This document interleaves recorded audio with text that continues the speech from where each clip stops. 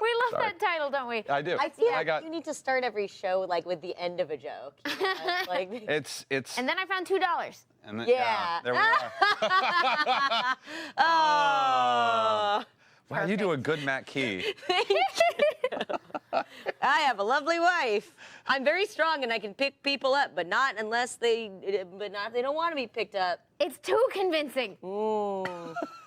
Good evening, afternoon. Can you spot the differences? I Please know. make me, like a children's book, spot the differences in this picture. I think it's mostly that the crew is much happier. They don't have to frame everything. It's just a football man. Dr. Strange. Oh, Oh. that was intense. Hello. Gotcha. We are joined by a very special guest today. As you may have noticed, we are short one delightful Matt Key, but we are up one amazing Erika Ishii. Hello, Hi. everybody. Thank you so much for having me. Welcome back to the be Wednesday here. Club. Yeah. You were like, can you be on? And I was like, I can talk. You said you can talk about anything you want. And I said, anything? And then I picked the topic that I could not do. And we said almost anything. I'm so after that. Almost sorry. anything. What were the odds? I I do like to think that it will set off a vicious war. Yeah, oh, absolutely. Carboni, wait, what camera am I on? The camera, okay. That's the Anthony fight camp. Carboni, I'm coming for you. Coming for you. You took Sandman from me, so I'm gonna take something that you care about. Oh, wait. Oh, Once again, Anthony Carboni, I'm coming for you. coming for you. You took Sandman from me, so I'm gonna take something that you care about deeply. Oh yeah. oh! He has no idea. Yeah. That's this'll be true. fun. He has none. Yeah, that was a good call though, right there. So guess what we're talking about next week, guys?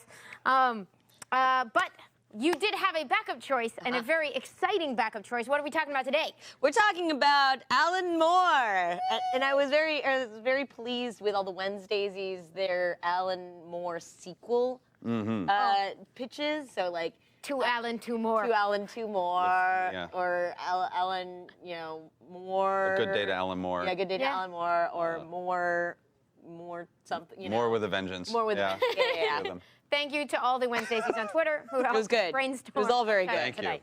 Thank Yes, so I guess we should start off off the top by saying huge content warning for everything, because I was talking a little bit about this. Yeah. I really love Alan Moore's work, and it is so seminal in comics, but also There's a lot. it's a lot. It's a lot. It's a lot. We've already done like half the Alan Moore, and we're gonna be dipping I'm back into sure. some of those pools, but we're also gonna be dipping into some new pools. Sure. Some of those pools Very haven't been cleaned in a while. They're all Violent and very violent. sexual abusey. Very sometimes There's, all sorts of weird. like, yeah. just a lot of it. It's just There was literally one comic book. Pervasive a little. There was one comic book where I couldn't find a single page that I felt okay showing on the stream. right. But it's a Lost Girl. yeah, it's a very good book. Okay, yeah. But I haven't read it yet. But we are excited to dip into the topic today. But first. And before we get Yeah, there, before we get there. we are very excited to have a sponsor. Look at that. Oh, Whoa, no, over there. It's over there now. We are very, very excited. This month, we are partnered up with friggin' Comixology. Senpai finally noticed. Yeah. It's because we definitely wouldn't have been using your service anyway. No, we are very, very happy and very lucky to be partnering up this month with Comixology, and we are excited to talk to you guys a bit about the Comixology Originals, which is a line they've just launched. You can find a lot of the major companies and a lot of your digital comics you're already getting from Comixology, but now you can get straight to Comixology, and in some cases, via Comixology to print, which has me very excited. I did not know that. There's part. a print-on-demand option that goes with some of these. They're back and reinventing comics in the first place. That's just personally exciting to me. Comixology Originals is a line of graphic novels and comics that are available right now. They announced on a big fancy Twitch stream last week. They are out for your reading pleasure. We're going to be spotlighting a different one each week. And great news is that they're all very reasonably priced. Or if you are already a Kindle Unlimited, Comixology Unlimited, or Amazon Prime member, you can read these for free. You can read them for free right now using that same Prime membership that you're using on your Twitch sub right now. So That is terribly convenient. Yeah, it's pretty exciting. So I discovered And this. what have we got this week? I discovered this morning because I was like, I was aware that like they were like, you don't have to keep up with these if you camp. I'm like, well, since we're here, and I obviously have 20 minutes of free time, I'm going to at least start the first book because I hadn't looked, and it's called Savage Game. It's created by NFL player Ryan Khalil? Ryan Khalil. I'm going to do that right. Yay, nerds everywhere. It's written by Sean Kittleson, who is actually the writer on the Injustice 2. He's head writer of Injustice 2 game. So I actually was in a DC trivia off with him while playing The Flash. And if I recall, although I'm a little hazy, I think he beat me. And who did this beautiful art, by the way? And this is beautiful art by Chris B. Murray. And this book is kind of, they have a description here, but I'll give you my vibe. It's kind of Jurassic Park, Island of Dr. Moreau, super geneticists creating mashup animal kaiju and making them fight for sport, and then our hero has feelings about that. But man, I will say the animals are like genuinely disturbing in a very like, this is what a 9-year-old would create to like attack each other, but like you got to see it. There's like very much like it reminds me of the song "I'm So Into You." They're just very evil. For all of these stories, it's always like that a scientist has gone too far, but you never see a scientist that has just not gone far enough. Who's gone just right. Going just right. Science is great. Why is it always got to be the bad guy? There was some cartoon that called it. He was like, "I'm not a mad scientist. I'm just a little angry." Actually, you know what? I'm an irked scientist. Like, we need more irked scientists. And I will say, you can look forward to a bunch of other fantastic announcements. Comixology Originals, they've started with a bunch of titles out the gate, already available. This graphic novel is already available. But coming in the run-up to San Diego, listen to this list of names. Tyler Crook, Christian Donaldson, Alti Fermancia, Sam Humphries, Megan Kearney, Kel McDonald, Hope Nicholson, Mike Norton, MK Reed, Mark Sable, Tim Seeley, C. Spike Trotman, Jen Vaughn, and Magdalene Visaggio. That's a crazy lineup of talent that they've got attached to these Comixology Originals. Don't distract me with comics. Is it too much of a spoiler? Is it too much of a spoiler? We'll let them decide. Okay. The book is available now, and if you've got a Prime sub or a Comixology Unlimited, you can read it for free as soon as the show ends. They've genetically modified an elephant and a tiger. It's kind of spectacular. It's an elephant, tiger, rhino versus eagle, leopard. You'll see. You'll see. Yeah. And that is our sponsor, Comixology. My God. The Comixology Originals. Thank you so much for partnering up with us to make Wednesday Club. Yeah, I'm real happy. Awesome! Congratulations. Thanks. Yeah, we've never done a sponsoring thing this before. is new. That was nice. It's cool. I'm excited. Thanks. Thank very you much. guys. And with that, I think it's time to get into terribly violent, extremely. We didn't give you all the choice on what our topics were. Yeah.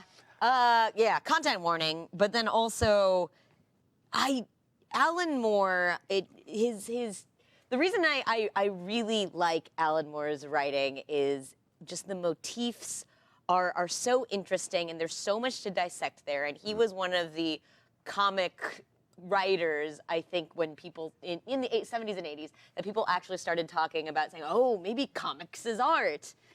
And it's sad that it took that long, but I can see why. You can see why they would start to take notice of his writing. It's just really full of interesting symbolism, and it works in a very interesting way. And I think one thing that I like best about his writing is that he understands the medium of comics very, very well. Up till that point, I feel like a lot of writers were writers for novels or children's books, or comics hadn't come into its own as a medium yet. But a lot of his writing, and we'll talk about some of it in Watchmen and in other books, really makes use of the medium of comics and is meant to be a comic. So this is why there's legends that attach to Alan Moore about his various works being unadaptable, and that you can fight that out till the end of time, and we will continue to. But one of the things that it speaks to is that many of his works are written specifically to be what they are. So the question of how to translate that without losing the things that are working about it, like, it's a neat problem to have, that something is so specific and so particular that you're not sure which of the qualities would fall out if you turned it into something else. Because if you adapt it into a movie, you get the characters, you get the story, but you don't get the neat. And sometimes you get neat visuals. A lot of the Watchmen movie. I personally did not care for the Watchmen movie. I felt that it missed the point entirely of the book. But I have many feelings. But good it and was bad. like really beautiful, and there were a lot of great visuals. And I loved the opening, where it's the montage tableaus. But you don't get a lot of the structural elements that make the comics so unique and so seminal. And some of those depend on the fact that in the book, you can, and I think are supposed to, go like flip, flip, flip, flip, flip, flip, flip, flip, Right. flip. What did they say? How did that, like, information come at me? And that's a medium difference is in books you control the flow of information. In movies you don't. In video games it's a mix. Like, Yeah, that's actually a really good point. And the medium of video games too. That's another wanna one get that's into that coming with you sometime. coming Yeah. into its own. More on that if you watch Game oh, It you on had a Tuesday. show where you could talk about these things. Video Right. games needs a James Joyce as well. Comic books had its James Oh, dear Joyce, had God. Alan Moore. I know. Did I just rock your world? I little. think it's Davey Reedon who did Stanley Parable and the other one and A Beginner's Guide. Yeah, that experiments with the medium as well. But I think you guys talked about Fearful Symmetry last time, but now I think we have some other visual aids that you put together. I pulled some pictures up. I actually Right. it was thanks to a Medium article that I found where somebody had. Did you gone find the one where crazy. somebody did the detailed breakdown? I did. Yeah. and- Who, do we have their name? I do somewhere because recommend I wanted to give some love to. If you Google them, you will find them. But They are not hard What's to find. fearful symmetry? You guys, Oh, boy. did you guys also talk about? Amy was referencing the fact that a lot of the comics you have to look at and flip back and forth, and you control the flow of information. Did you talk before about Dr. Manhattan seeing the world seeing time as a comic?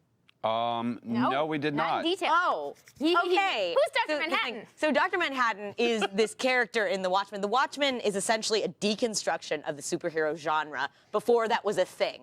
So it's about a bunch of superheroes that used to be part of the superhero group, and then they realize. Note, the group is not called the Watchmen. It is a Yes. metaphor. It is a title that is about ideas, and it is very important that. Sorry, that's the one Yeah, thing with the it's new show that true. I'm like, if you call that group the Watchmen, They're actually the Minutemen, and then but then the slogan that people graffiti on the walls is "Who watches the Watchmen?" because they are. but that's a real thing. Yeah, With it's the true. Romans via JFK, like. Yeah, and it was just this huge metaphor for 80s culture and the government, and essentially, the Watchmen asks the question: is what happens, and what do these superheroes and vigilantes do if there is suddenly a god that exists in the world? And that god is Dr. Manhattan. He's the result of an experiment gone wrong and has the power to create and destroy matter completely. And he describes the way he sees time, he says, as a faceted jewel. He sees the different faces of the jewel all simultaneously, and he can look at each one sequentially or all at the same time. And that is, he is describing a comic. And that always really blew my mind because there is a character that is us, and we are the god of this within this world, and we can see a comic as this different facets, panel by panel, sequentially, out of order. And it just, and then I was like, oh my God, if this is true, what else is true about this book? And then I discovered Fearful Symmetry, this one chapter. It's named after a poem, Tiger, Tiger, Fearful Symmetry. And if you flip it backwards, it is back to front, completely symmetrical in terms of panel layout. But wait, there's more. Not only is it symmetrical in terms of panel layout, color, tone, Yeah. and shift. And it also creates, when you take the panels apart and start putting them back together, or the pages apart and putting them back together, the meanings of the panels change. And thanks to this Medium article, and I got his name, I will pull it up right now, the person who wrote this wonderful article. Hilariously, the chapters we're discussing are literally back to back. In chapter 4, you get the first sort of narration where Dr. Manhattan gives you his whole view. And these caption boxes where he's telling you what time and year it is are functioning both as standard caption boxes in comics that locate you in the narrative, and literally, like Erika was describing, that's the way he perceives things. We're here now, I'm looking at that. We're here then, I'm looking at that. I'm back in the other place again. He's trying to describe how he experiences the world, and you're reading it as a comic. And the next chapter, because that wasn't enough, And then you get to test out that. So, Yeah. So Pedro V. Ribeiro. I'm terrible at names because my Something name like is that? awful, so I'm always awful. This is this is the interesting thing that happens with Fearful Symmetry, and we were talking about. So this. so thematically, it helps to see individual panels, and so you see individual themes and thematic elements and motifs. Right. Yeah. So this is the very first, and this is the very last panel side by side of this issue. Almost every issue is a 9. Forward. Well, I get it. We got this. I get it. Yeah, there we go. yeah. There it is. Right. I can show it in context on the page if we want, as we switch back Right, and and forth. actually, it also helps to see the color layout as well. Yeah. Give me get the camera a little higher, Nope. There we are. Yay! Thank you. Wednesday Club. So if you see it, the panel layout, just first panel layout in color and color is like red. It's like the red, blue, This is green. the cover of the issue. Yeah, that's the cover, and then this is red, blue, and then if you flip it, it's the same. Oh wait, actually, we have 2 of them. We have 2 of them. Oh my God, I'm so glad we can do this. We I've never should actually. note as we do this that credit for a lot of this design probably comes from Alan Moore, but Dave Gibbons, the illustrator and the artist of this and co-creator of Watchmen, and John Higgins, the colorist, are doing the heavy lifting that we're looking Oh, at absolutely. here. Here, actually, if you look at that, Yeah, so first if you page can, or last you page? can first page. You look at your first page and my last page, and you can see that it all lines up. So So here's the beginning of mine and the end of Erika's. Yeah. The first and last pages of this issue. So there's that, and then it just continues. like the top panel on page 1, the top center panel on page 1, and the bottom center panel on the last page. Yeah. Look at this. Here, let me And let then me you show can you. see it's about feet. Look at that. Everything balances. And yeah. Puddle. Says It's cheekily. it's him walking through the puddle on one hand and being dragged through the next. Every panel. That one's a little dark. A few of them are a little dark. Yeah, they're let me, all let me a find little one dark. that's that actually. Yeah, try to find a Rorschach chapter that's not dark. Here's an interesting one where the reflection is a closed window interior and then an exterior of him jumping through. Like every. Yep, same window, I think. Yeah. Yes, absolutely the same window. So, and they've done it so that the pages with certain characters are interspersed with pages of other characters, but again, those mirror the same side characters in deliberately mirrored array. And somehow this story, you can read, and I did, read the entire thing and go years without noticing this because it doesn't seem forced. It's never like, why are we looking at them now? Every beat plays out as if it had just happened to be what you were looking at next, and then later you're like, wait, this is an exact rearrangement of the Tales of the Black Freighter panels. Yeah, and there's the comic book within the comic book that is interesting too, and that narrative weaves in and out of the actual storyline. And then I don't know, it might be too. Nah, I don't think it's too Spoiler policy for spoilery. Watchmen, guys. Oh, it's too late. It's too late. Well, okay. A movie has been But I made. think, It's but like too late. everything meets up in the middle, and it's a very like sort of seminal moment in the comic as well, and it is like the dead center. The dead center of the issue is the only time they break the separation of pages. Because it's the central opening have up it here, of too. the issue. Yeah, and so this is like everything meets in the middle, and then everything is symmetrical from here on out on either side. And which Incredible. this gentleman on Medium pointed out, and I had never noticed, the blood spatter placement in that central panel is roughly similar to the placement on the cover of the first issue. And there's a lot of visual motifs that really are so interesting, and you can see within Watchmen. Ones to look out for are sort of like squid-like, Nice squid, by the way. Yeah. Oh, thank you. Yeah, the kraken, sort of shark, kraken.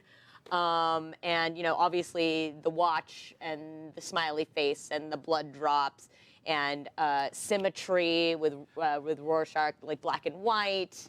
There's just all sorts of interesting visual motifs and also thematic motifs that I think work so well together. And if you see any, I can't remember where I saw it, but the scripting that Alan Moore does before when he hands it off to the artists and he says, I want this, it's so extensive. It's so extensive, like down to the matchup of, because what he does a lot as which I always found really interesting, is just a wall of text. It's sort of a novel juxtaposed with action that doesn't seem to be matched up with it, but if you read it thematically, it does make sense. Here's another 2 pages that have been joined together, just for your edification. And That's the pirate. yeah, I love it. So I try not to. So you can see I'll bring down the essentially glare. those are not adjacent pages in the work, but they are. You can see the way that they're flipped, the way that the oblong panels mirror the oblong panels, the smaller panels mirror the smaller panels. So yeah. The things you're looking at in sequence. So if you fold them together, they match. And they even inform each other, which is really intense, the subject matter. And so the reason that and it took a long time it took years before I noticed this. And the thing that this did, and this is why I bring up James Joyce, is because, and Ulysses and things like that, is that this was a clue that when you caught on to it, this was a big, obvious, blinking clue. This was a Scooby-Doo jinkies. Is the minute that you notice that this is a thing happening in this book, you start to read the whole book differently. And you immediately go, well, what else? It's not even necessarily about what else is reflecting in this book, although there's a lot of that. Yeah. But how else can I read this book, and how can I start pulling it apart, and how else can I find things that were, and you eventually have to come to the conclusion, very deliberate.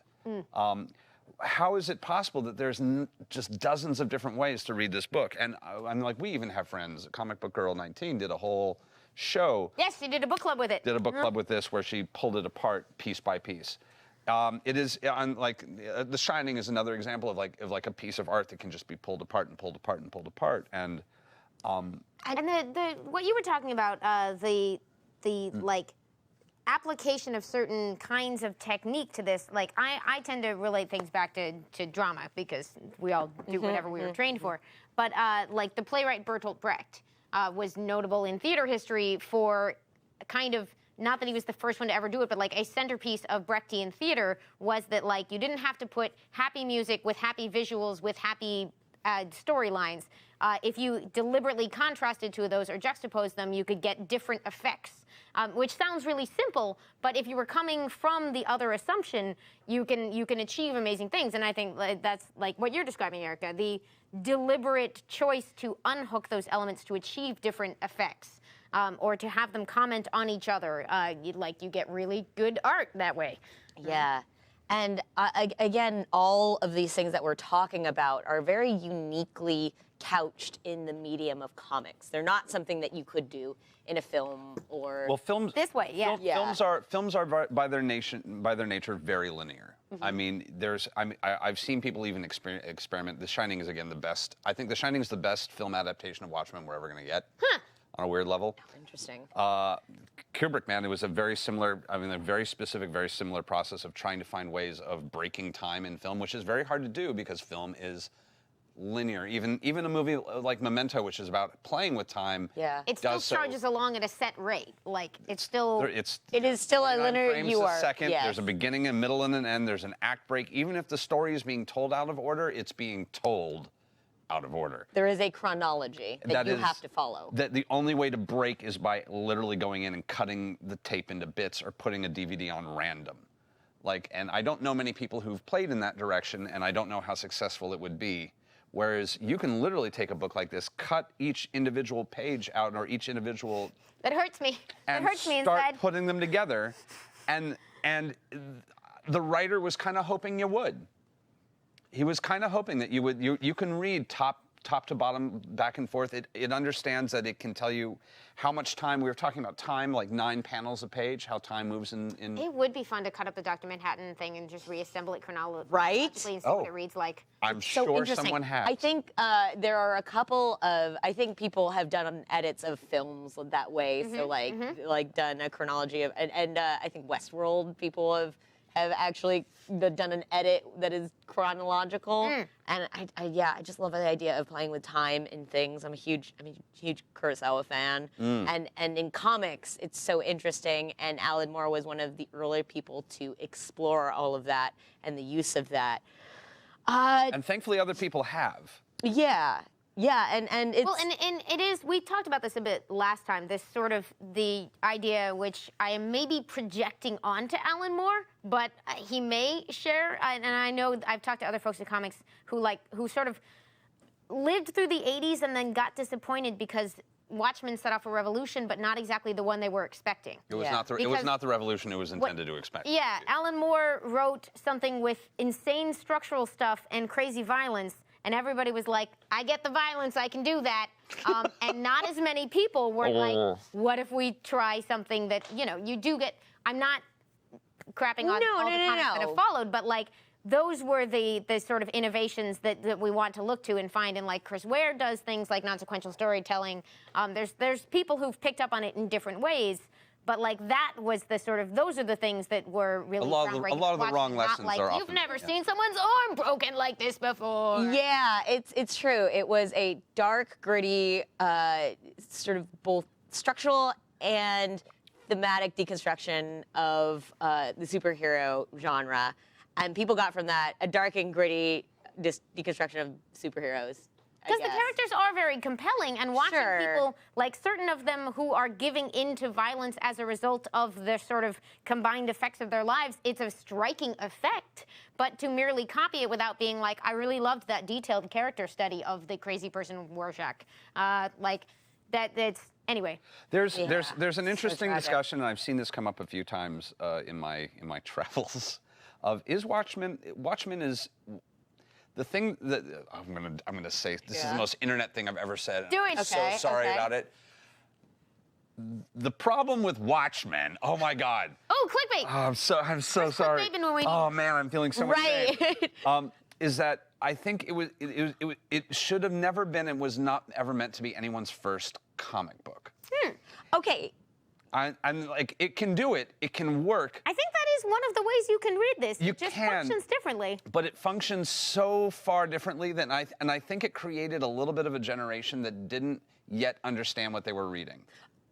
I mean, like, I know plenty of people. No, I know plenty of people who this was their first comic book, and it didn't warp them. I think that you get something different from it if you have an understanding of comics and comic history and superheroes, because then you're like, oh, this is like, what if Superman, but he was a god. It's like it's like watching Rosencrantz and Guildenstern are dead if you've never seen Hamlet. Yes, that's a very good way of putting it. So you can definitely what a weird effect. You can get something out of it. You definitely can. It's just it's going to make you think that maybe that Shakespeare's you also, a comedy. I don't know. Yeah, it's just that you might not. That is a weird thought. There's like a whole central theme. Like there's a whole like the whole circulation you would get something system different. vanishes. Yeah, it's just the body of the work without the circulation system. And but it's still a very good novel. Which is also interesting. It will communicate those concepts. It does, like, it speaks differently to you if you're sort of looking at it and also reading it as a critique of, like, the acquisition of Charlton and the incorporation into DC Comics. You can just read it, like, for the story it's telling. I guess I'm just coming down in an agreement that it does speak in different ways. A lesser, in the hands of a lesser talent, this book would have disintegrated under its own weight if you didn't know what they were mocking. But he's so good that it's still really readable. Is that originally it was supposed to use actual superheroes that were franchised. So like the question was Rorschach was supposed to be the question, and I can't remember some of the other Night Owl was, but they were supposed to be actual DC superheroes that got messed up in these horrible ways. And because DC had just gotten Vertigo, and they said no, which makes sense to me, but you can still see it in the finished product, how these are deconstructions of specific superhero archetypes. Yeah, and it's... So you wouldn't understand those archetypes, and you might, if this was your first comic, you might think, oh, the archetype is just this real messed up guy who doesn't believe in the grayness of morality. Yeah, and the other thing though is that very few audiences who come to this book now in 2018 are truly coming in superhero blind. Yeah, there's almost no one left on planet Earth who is superhero blind. In 1986, if people had seen Superman 78 and they had seen Batman 66, and they had seen like Green Hornet on TV back in the day. Whoa. Like, right? I'm trying to think what Wonder Woman. Yeah. Like that if Greatest American hero. even then they would have had some baseline. Like they wouldn't have had the Tim Burton Batman and the like some of those things that came in later, but like even very few of them would be going in truly superhero blind. But I do think it pushed tastes. Like there is something to be said about not getting a joke and then moving in that direction. Well, I mean, I'm sure you've all talked about sort of that linear history of comics in terms of the code and everything had to get cleaned up, and then suddenly Alan Moore and Frank Miller and all of these sort of darker. That with a sledgehammer. Yeah, darker Generation themes 80s. came in, and then we took off in that direction. No, Yeah. I mean, like in the 80s, I don't know which of us actually has any consciousness other than me of the 80s, or we I all? remember a little bit. It was a weird time to be alive, man.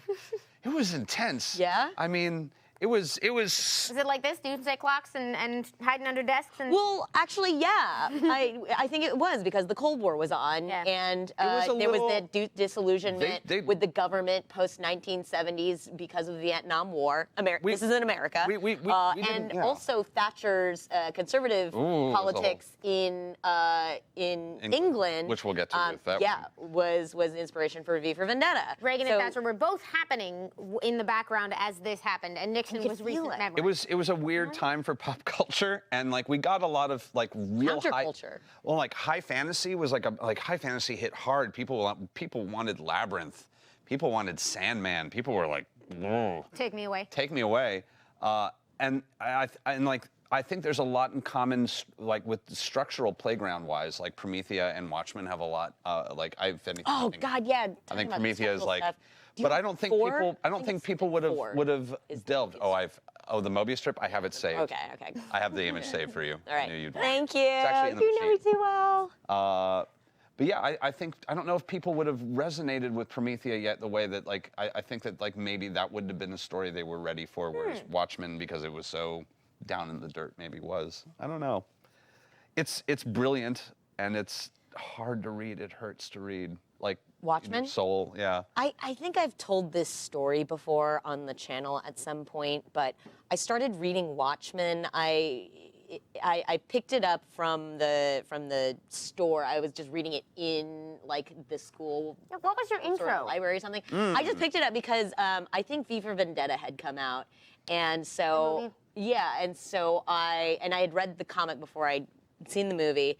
And then I found Watchmen because it was like from the creator of V for Vendetta. And I started reading it in the bookstore, and I was like, oh my God, this is so much. There is a lot of violence and just so much rape. And like, it was so disturbing to me. I was like, I can't. But then it was the interesting motifs and the structural elements and the writing that really got to me, and I kept thinking about them and trying to pull it apart in my head. And then like a week later, I went back to the bookstore and I just sat there and read the rest of it. And I was like, I'm gonna do this. Yeah. I'm gonna do this. And that was, and because it is hard. It is so hard to read, and it's not for the faint of heart, or it's. Ooh. I think what we said last time was your mileage can and will vary, and that's fine. And I Yeah. feel like it's heavy but never hateful. Is my feeling, except for with one certain, exception. Like the background Yeah. characters are hateful, but like But, the, like, the the book narrative isn't. doesn't view them kindly. No. It's and like the violence is intentional, and Always. It is. like the use of themes of sexual assault, while enough to very legitimately keep some people from wanting to engage with the material, does like. We talked about this a bit last time, but like, had this been the only work of his that dealt with this, I would have marked it down as like pretty thoughtfully and tastefully done because it matters to the story in a very real way. But it turns out that that's a well he would go to more than once, which causes me to re-examine my interpretation. It's true. It's true. I mean, like, it definitely has its place in stories because it is a thing in life, as horrifying as it is. But when this is a criticism I have of a lot of modern television shows. I feel like they use it as a plot point, or as I think Anita Sarkeesian also did a bit about how sexual violence against women is kind of used as to set the scene. Yep. Just to say like, oh, this is a bad person You see? Shorthand. Oh, yeah, it's shorthand. The yes. technical phrase that we use is the kick the dog. Yeah. Yeah. It's cheap. It's sometimes like you're like, oh man, someone was on a deadline. It's the notion of like You need to quickly illustrate. It can be lazy, and that laziness comes at particular people's expense. Always. Yes. That's when we take issues with. Always. Yeah. Yeah. I will also just point out, because it makes me very happy, and on this, it is kind of tangentially connected. My favorite reversal of the kick the dog in human history is The Good Place. What happens? What happens in that? In the first episode, Yeah. the character, well, I don't want to spoil Well, anything. we can't. The character kicks a dog, and you still manage to empathize with him, even though he literally kicks a dog into the sun, like a tiny dog, and he kicks the dog straight into the sun. But it's and so- it just there's so many becomes, layers to like, it. Seasons later, it becomes funnier and funnier. We'll not spoil anything. But they literally did a reversal, kick the dog reversal. It's just kind of Okay. Have you watched this show? Side note. I watched like one episode of it, and I'm like, this is very good. You are nowhere. but- No, you're Okay, not. we're not going to talk We're about not it gonna talk about anymore. it. We're Okay, done I talking about it. will. apologize. I will watch The Good Place. Yeah. Please watch will The watch Good The Good Place. But I Place. wanted to throw that out because tropes are definitely, I mean, unless they're being pulled apart, tend to be because someone's lazy and tired and yeah. It's all too often the case. All too And there's often the like, case. especially some of the background stuff certainly does fall into that category. Some of the central sort of story beats like Yeah. justify themselves in this book for me, but Yeah, I agree. And there's also a lot of one thing that's interesting in there, and there was a lot less of this. I'm sure there was a lot less of this in comics prior, was moral ambiguities. And because really, spoiler alert, at the end, you don't get an answer right out of who was right and who was wrong, and that is unusual for superhero comics. Usually there is somebody who is right and somebody who is wrong, at least prior to this, again. And for this, it really leaves you hanging.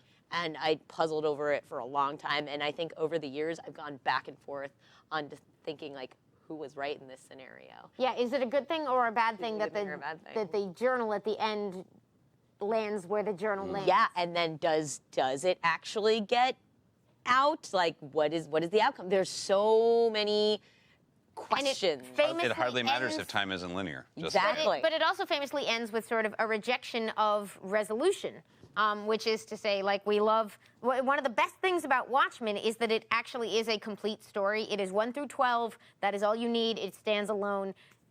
There exist other works, but we're leaving them aside for the purposes of today's show. And it is it's a novel that, like, Where is it? has a beginning, middle, and end, and is contained in the pages of that.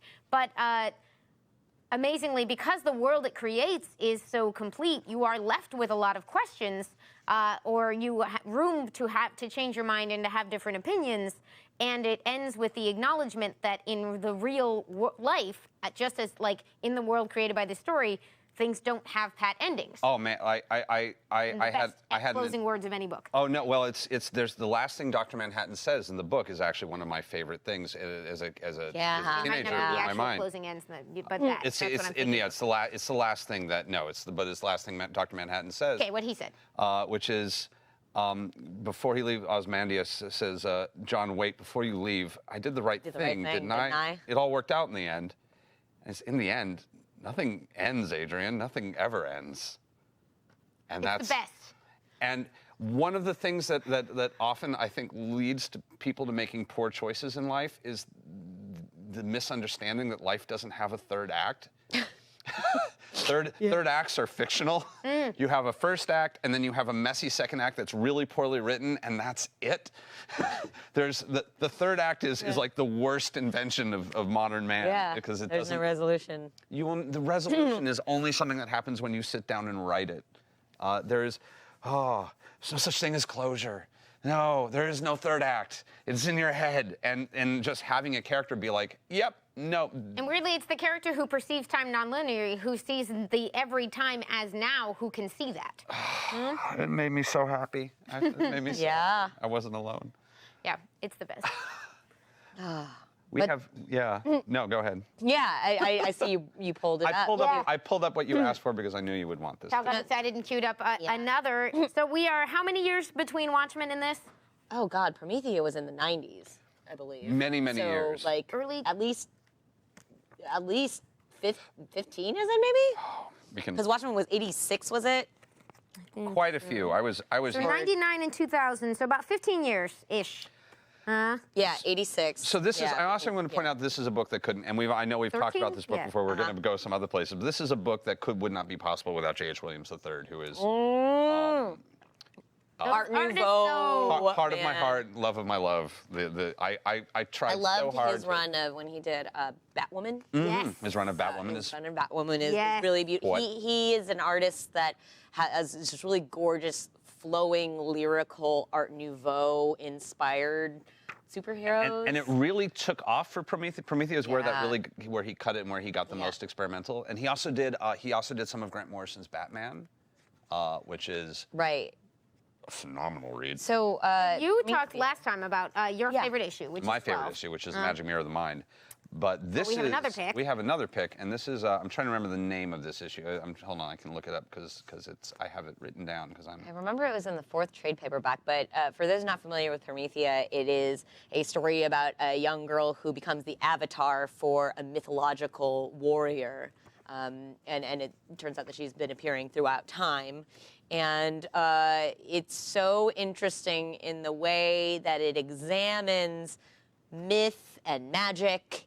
And I'm going to show off the first cover. yeah, Which it's is, so. if she did not exist, we would have to invent her. Yeah.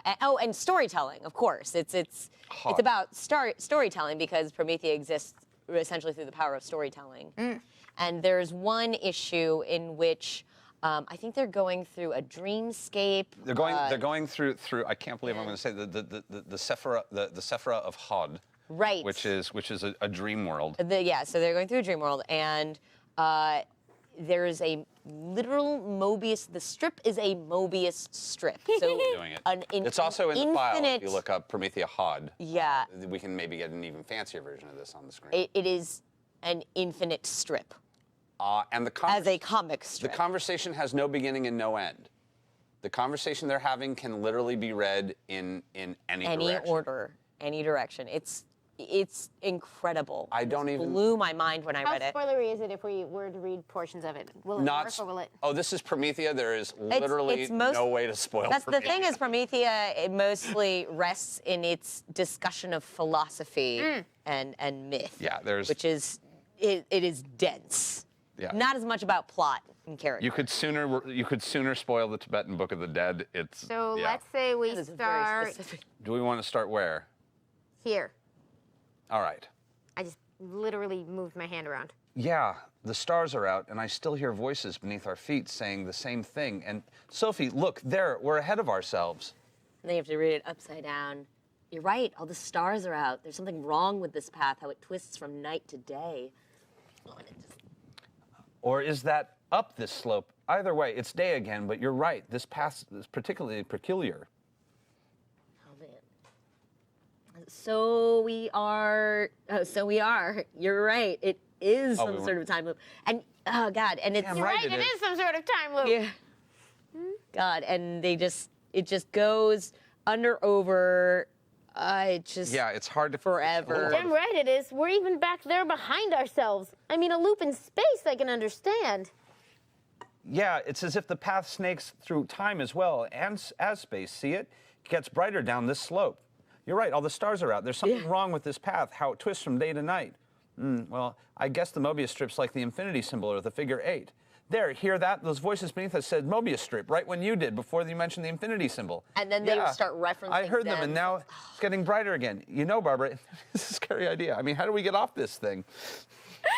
And again, so it's he experiments with the medium of comics. This is not something that you could do in any Film it. fashion with Film it. with anything linear, and it's so cool. And then also within the context of the comic, Promethea exists as a hero. Partially through comics, because one of the incarnations, she starts showing up as one of the incarnations because a comic artist started drawing his wife so it's as so her, rough. and so she becomes one of the avatars for Promethea. And yeah, it's just comics and the medium being referenced and being woven into it and experimented with structurally. So Alan Moore is fascinated by the history of comics and storytelling and Pulp Fiction and all of these sort of, like, he's eager to build on sort of all these worlds. So that's one of the fun things about Prometheus, that he creates a false history for it, but you can, like with Watchmen, if you're coming to it already knowing about Little Nemo and Slumberland, you're seeing all these resonances about how the art forms changed over time and how people got inspiration from different sources. And then to just add another layer to it, Alan Moore is also a practicing magician and knows a lot about occult theory. We and waited way further into this episode than I thought before we remembered to mention that. I'm bringing it the here. Great Bearded Wizard of Northampton. Yeah, and the Moon and the Serpent. Hail Glycon. That was the title of our last Alan Moore episode.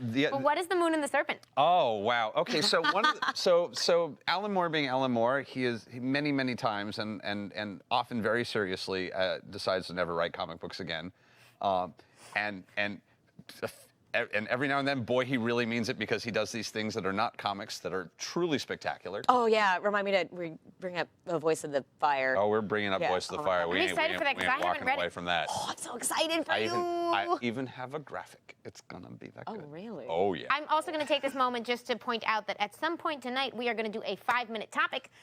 So please send your suggestions so Liz can curate them and torture us. So yes, oh God, where did my brain just go? This is why. Other things, Moon and Serpent, Yeah, magic. Moon and So Serpent. one of the fun things that he did was this thing called I'm pulling up my notes because I'm a clever person. The Highbury workings. I'm bringing it up because I'm a clever. I swear I got it in there. Yeah, my brain.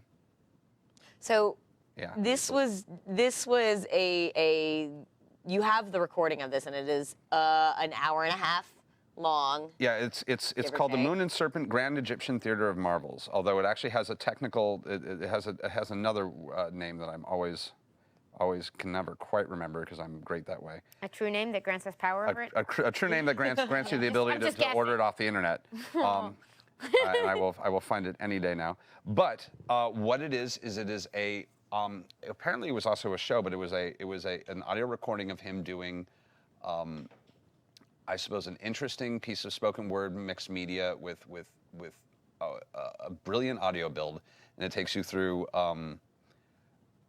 It's kind of a meditation piece of poetry through occult theory that also takes you through the invocation of an angel, a demon, and a god, and it is and it sort of starts to paint the notion of magical thinking and how magical thinking works and why it's important and why it's not silly. It is silly, but where it is useful for dissecting the way that ideas happen and how it is used, how these ideas, this DNA of the constructs of imagination. That imagination is not random.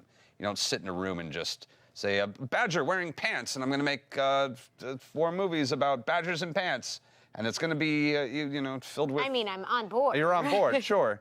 But the imagination itself actually does, I don't necessarily want to have structure, but there are underlying metaphors and underlying symbols to everything that we do. And even if you don't intend it, these things have meaning and have consequence. There we are. Yeah, the Highbury working. I said in the most obnoxious American accent ever. Yeah, Tim Perkins. There was also apparently dancers. I found the CD When was cover. this done? I have no idea. Question. I came across it when I was a teenager, and it changed my life, or when I was a young man, I suppose. You have shared it with us, and I'm about I have. halfway through it and finding it very, very interesting. Yeah. Particularly the invocation of remembered cities, and He takes you on a tour of London for the first half, and sort of paints the imaginary London for you, and actually and draws you through different places that mean something to him, and the way that his imagination can create these spaces in other people. It's like, I'm talking to you about a city. You're now imagining the city. We're all imagining the same city. It's not the real city. It's this imagined city. But right now, this imagined city is shared by this group of people and has its own unique structures that are completely different from whatever physical location it's based on. I want to say this is 1997. Oh, that feels about right. MCM XCVII. That sounds pretty good. So, And a lot of this also becomes especially interesting if you've read From Hell. What's From Hell? Right. Oh boy. From Hell is... That's one that I never got to finish. You never finished From Hell? Okay, next time we do this, Wow. we both have read From Hell, because I've Yeah. been needing to read this for a long time. Am I- It's argued by many to be his masterpiece. Like, Yeah. Watchmen and Swamp Thing duke it out for me for best Alan Moore. But a man, lot of people Swamp stump Thing. for From Hell. From Hell is a beautiful. It's Alan Moore and Eddie Campbell draws this book. It is stunning black and white art. That Eddie is- Campbell's another long time. master artist who, I'm going to tangent here, just recently Please. put out a really, really cool book that he wrote that is a history of early sports cartooning as like this lost segment of the development of comics. Oh, that's That so like a lot of the dynamic anatomy that became normal later was people in 1899 being like, this boxing match, like, anyway. Clearly also a student of history and a master artist who can identify things in there that I like would never see, where he's like, well, obviously this guy was doing that because that guy was doing this other thing. Eddie Campbell, folks. Okay. So this book, From Hell, is, and if you've seen the movie, I apologize because I have deep, there are very few things I have deep negative feelings on, and the movie is one of them. Some people love that movie. It's, how did I put it? Because I was trying to figure out, like, it's one of those things I've never been able to get over, is very much like finding out that they're adapting Huck Finn for theaters. Like, oh, I'm interested to see someone's take on Huck Finn. Big River is a very good musical. Yeah, I will have no, you know. and then having Huck Finn just show up and be like, "We're making it to the north. Come on!" You're like, "What is happening? Why it's is like this an action movie?" Putting Tom Sawyer in League of Extraordinary Gentlemen. It's out like of putting, random. Right. except that then also making Tom Sawyer be like saying things like, "Paint this fence." You know, you're like, ah! Please make the gritty paint. No. this Dark fence. and gritty Tom Sawyer. Why are you doing this? Dark gritty Mark Twain. Oh my God. How are you somehow making my dark and gritty Jack the Ripper story like inappropriately dark and gritty? Like, I and, like, feel again that's what they do with Alan Moore's stories is they see the dark sort of thematic elements and the violence. They dropped and they feel dropped the that whole that's the theme. They message. got rid of the main Yeah. character. They got rid of they just sort of did a thing. They outright said, like, we couldn't make heads or tails of the comic, so we kind of threw it away. I'm like, all right. Yeah, it was not a loving recreation. But with that in mind, Okay. the movie will do your thing. This is a story. This is a unbelievably meticulously researched graphic novel about the Jack the Ripper killings in London, the 1880s Jack the Ripper killings, with an agenda. And the agenda, they flat out, chapter 1, William Gull is Jack the Ripper. It's not a The mystery. thesis of this book. Yeah. The thesis of this book, although, and Alan Moore's like, I don't believe it, but like, this was the thesis for my book, and I made sure that there's nothing in the actual canon of what we know that disputes anything in here, which is amazing. I mean, that's armchair criminologists for since it happened have been speculating, and this is his This is not even contribution to. It's not even speculative. It's interesting because it's not even speculative necessarily. It's that I'm going to tell a story about how ideas in the 20th century are formed, and this notion of, it's almost like on a weird level. Oh God, this is going to sound very weird.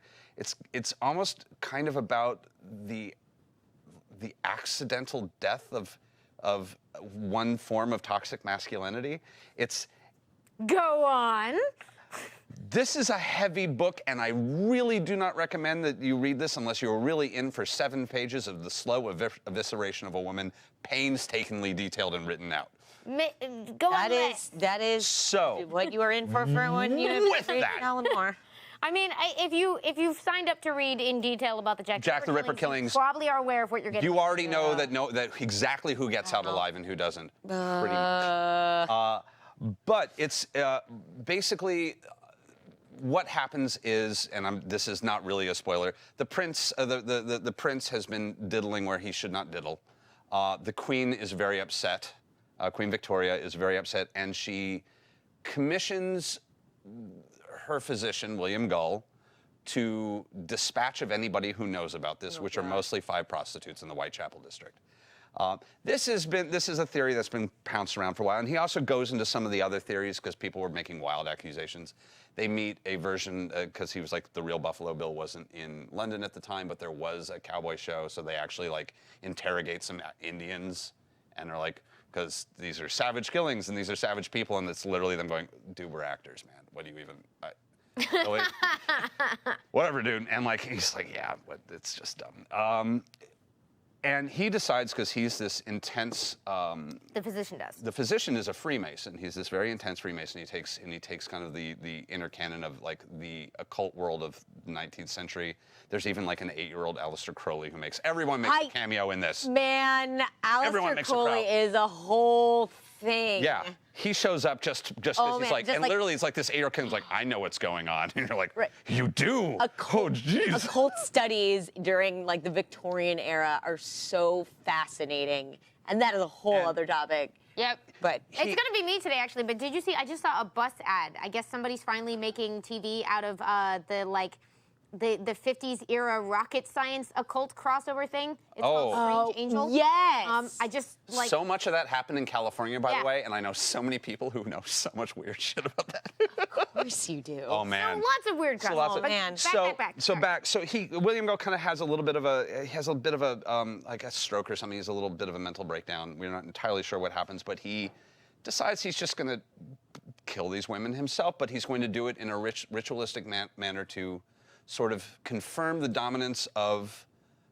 the 19th century upon the 20th. He's basically kind of creating this sacrificial act for the 20th century through slaughter, and creates this ritual. And he begins to start to hallucinate very intensely every time one of these murders happens, which is why they get more and more intense as he's starting to time travel, literally seeing future London as each murder happens, and is just trying to get further and further into what he's creating.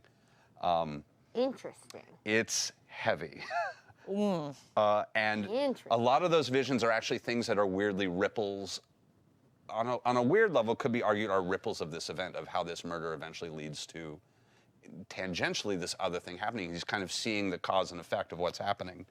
And then there's this, and I'm going to show this, is that once you finish the book, and the book is amazing, and it's going on 500 pages there? It's 498 pages before you get to the index, which is pages 500 to 541 of tiny type. And then he actually they made one more comic, which was about the act of, it was called The Gull Catcher, Dance of the Gull Catchers, which is about talking about the people who have studied the Ripper murders and tried to solve it, and kind of all the different people who have kind of played around in that particular field. But oh my God, the appendix. Let's talk about the appendix. It is a page-by-page deconstruction of every single frame you say. This. Page 51 and 52, the description of Mary Kelly being visited by one Lizzie Albrook on the afternoon of Thursday, the 8th of November, is according to Albrook's testimony, as recounted in the JTR A to Z, and this is the gist of their conversation together. There is, I'm going to find another one. Gull's visit, page 13 through 15, Gull's visit to the British Museum is also an invention, albeit not out of keeping with his declared interests. The mummy case referred to is that of the Theban court musician, as discussed in the appendix notes to Book 3, to which I would refer the interested reader, I assume there's only one of you. The reason for the scene's inclusion is to make possible the fictional meeting between William Gull and the poet William Butler Yeats, as detailed on page 14 and 15. According to most biographical sources, Yeats was researching the life and work of William Blake in the British Museum during the autumn of these murders, and had just been inducted into the IUT, the Order of the Golden Dawn, during the previous year. The Order of the Golden Dawn. Oh, that's such a thing too. It's. I love all of this. This is the director's commentary, essentially.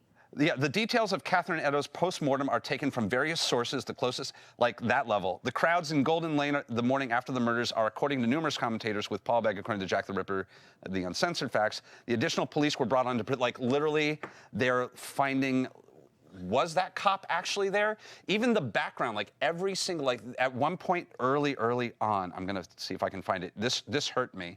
They're in a hospital very early on. And they researched what there's this shot, and it's this terrible, dirty, filthy Victorian hospital just made of filth. And there's just these 3 huge arcs of wood that say God is good, God is just on them in just the most despairing letters. Apparently they're real, and that was really what the interior. And he was like, we found descriptions and pictures of the interior. This was really that hospital. Oh God, it's deep. Yeah, even the architecture. There's one chapter that's just an architecture tour of the Hawksmoor churches of London, and it is. He even mapped out with a map that it could be done by carriage in one day. Now, the selection and arrangement of the facts that will best support a story is something that's great for making cases, but also literally the work of a fiction writer. So it does land at that interesting, where he's sort of, like you said, if he's including that epilogue about everybody trying to solve this, then he's basically saying, look, everyone has tried this, but he happens to be exceptionally good at it. Well, and also, I mean, like, I think he also makes some points as there, I definitely made up a bunch of stuff. So, and kind of did the, I don't really, what was his thing? I don't really think. There it is. I'm going to show you the, it's actually a thing that I can show on the air without being, God is good, God is holy, God is just. There we are. In the beautiful scribble, that beautiful, beautiful inky scribble. And what page is this? So I can look at it. Chapter 1, page 5. So I'm going to go to the index. Yep, let's look it up. Thank you for letting me do this. Check those annotations. Oh, that's what annotations are for. Chapter 1, page 5. Woo. To point out, this is probably, while it's not the way you would read this book the first time, it is a way to read this book, and it is one of those, this is a comic. It is meant to be looked at in print or digital, with you being able to decide how much time to spend on that panel, whether to look at the notes regarding Right, which is why I said, like, a director's commentary for comics. Mm-hmm.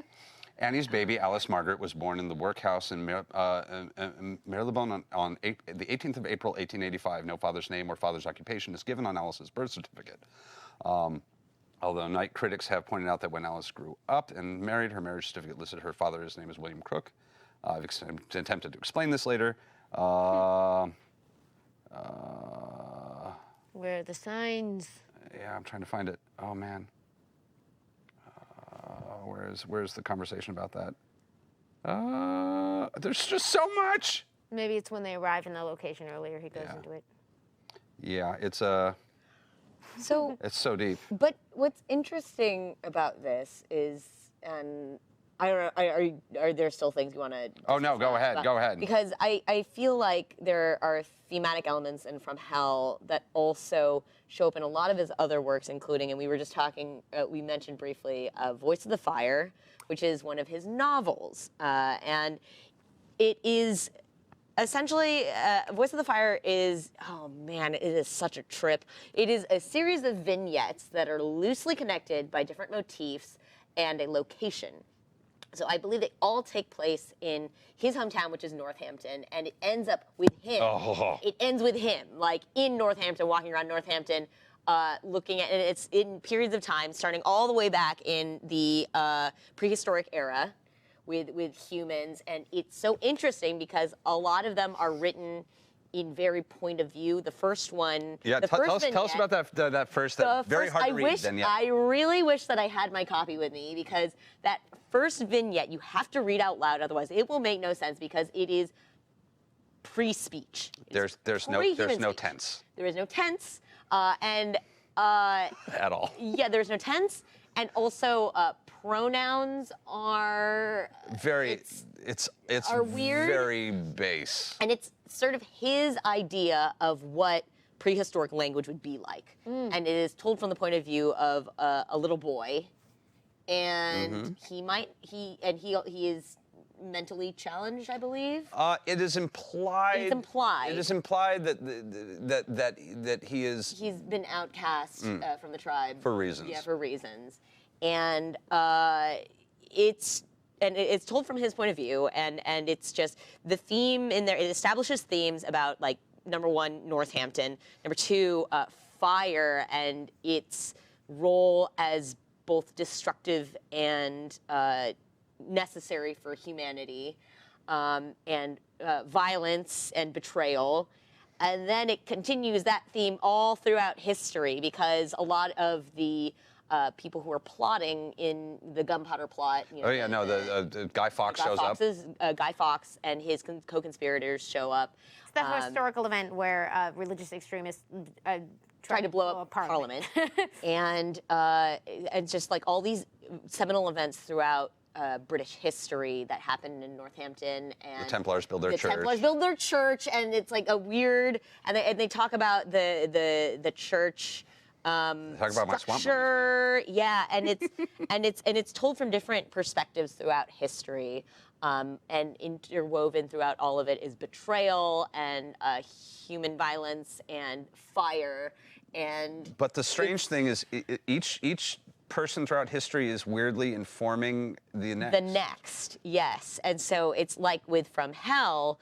You were saying that it's like this one act that sort of sets off the rippling effects, and each one of them, even if like they'd have no record of the prehistoric era, but that caveman's having direct on something that happens later in like the 1700s, and it's so with the jewelry, the tattoos, Yeah, the woman with the tattoos. Oh man, that's so heavy. It's so. And again, like a lot of Alan Moore stuff, there's just things that are hard to read. I almost put it down after chapter 1. Yeah. Oh. I was like, I don't know about this, and then I was like, I'll do chapter 2. Deeply upsetting. Yeah. Yeah, that's how it is. That's how an Alan Moore do. Yeah. So, yeah, I would highly recommend it. It is an interesting, compelling read, and it's little vignettes again. So they're interestingly digestible, and yet thematically tied. The bird. Oh, the bird. Oh, birds! Birds show up a lot too. Yeah. That's a whole thing. It's a lot. It's beautiful. It's wonderful. It also plays with that magical theory of just even these like sometimes spiritual echoes, sometimes geographic echoes. And occult. And a lot of the occult. Heavy heavy occult theory through the whole thing. It's really fun. It's a great read. Yeah. There's no picture. There are pictures, but there's just very few of them. There's like 3. Oh, I think there's actually sort of like E. Cummings style. I may have a stream of consciousness. Yeah, and structure. There might be in the if you guys can pull up anything. Yeah, Okay, that makes much more sense. In some of them, yes. There should be something. That thing. There should be something. Voices in the Fire should actually have a graphic because you can see he put the place where each of the stories happen. Right. The little map in Northampton. Oh, I love all books with maps. Alan Moore is also very big on maps. He loves a good map. Map of the past. It's a fourth dimensional map of Northampton, and it's called Voices in Fire. If it can come up. Show that off. It's beautiful. I'll show it off just because if it doesn't come up. He's got a newer book which I also haven't read. You have Jerusalem. So I have a little bit to say about Jerusalem. Oh, okay. I haven't read that one. No one has read it. Okay. Beautiful. Nobody has read Jerusalem because I blame the internet, and I'll tell you why. That's fascinating. So yeah, each of those little. So recently, in his most recent, and I actually think probably final, I'm seriously. One does want to click on them and have them like. I know. Yeah. I really want an interactive Voice of the Fire app. That would make me very happy in a weird way. If Bjork can have apps, Alan Moore should have apps. That's the strangest. Weirdest thing to say, but it's so true. So where is my So Jerusalem. He recently actually published a novel called Jerusalem, which is also set around Northampton, and is also historical and supernatural, and is apparently, from everything I've heard, very, very good. Okay. It is also, depending on which version, if you get the UK or English version, either 1,180 pages or 1,266. Okay. Wait, there an American or the UK version, you mean? I believe the American version, because the type point is slightly larger, is 1,266 pages long. Do we have like worse eyesight or something? Everything's bigger in America. Yeah. Oh. Making books is hard, especially when they're 1,266 pages. That's a lot. That's a lot of. That's a lot of pages. That's a lot. That's a lot of text, and so not a lot of people have dared delve that deep yet. But man, when I'm taking a couple months off, that'll be a nice couple months. Nice. So Yay. hit us up if you've read Jerusalem. If you have read I Jerusalem, actually would like to know. I applaud you, and I'm a little envious. I'm excited to read it. Yeah. My God, that is a long book. Is it on audiobook? I think they might. If it is, they're still recording it, and they're just hoping that eventually. They just check in on the poor narrator every couple of weeks, like, how you doing? Food through a little vent. Food in some paper cloth.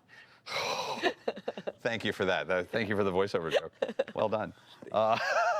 Yeah, I specifically made a point because I was like, well, I wonder what the boy's up to these days, and went, whoa. So, yeah, I'm looking forward to reading Jerusalem, and I'm sure that comes in a big brick for. And we discussed a bit, like, he's had an interesting career arc over time where he's been, he was on the British indie scene, discovered and brought over to do a lot of work with DC, did a lot of very successful work with that company, had a bit of a falling out that we went into some of the, like, here are the reasons why things maybe kind of fell apart. Had a little bit of time away from comics while he was working on other stuff, came back and worked with Image and some of the independent guys, which ended up folding back into DC. Started the America's Best Comics, which we talked a little bit about last time, too, where Promethea comes from, and Tom Strong, and Top 10. A lot of those characters. And then took like another step away after that, folded back into DC, and has been working lately with Avatar, which is an odd, smaller publisher. They did a bunch of my favorite Warren Ellis stuff. So he's so far never truly gone, but he's also done like he's doing different things that are experimental even for him, like you referenced earlier, a work of erotic imagination? Deeply beautiful erotic imagination. The erotic imagination is a whole nother. Oh, are you saying erotic or erratic? I thought erratic, but are we going I was erotic? saying the other one. It's Yeah, Lost right. Girls. It's Lost Girls. Oh. Like okay. You know, he's adding art pieces to his repertoire over time. Right.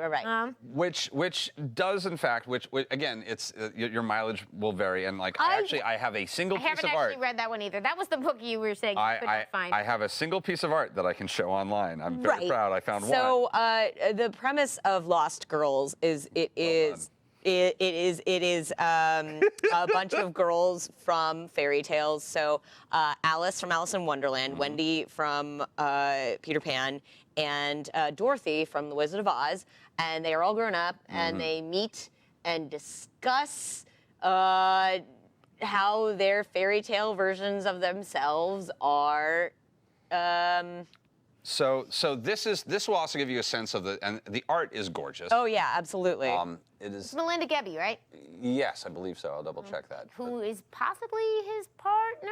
Now I think they're married. Okay. Actually, they were not married when they started the book, but I believe they were married. There's Weirdly a quote. sweet backstory. There was a weird quote. Oh my God! I will say, if you want to look up the greatest suit that mankind has ever seen, find Alan Moore's wedding photos.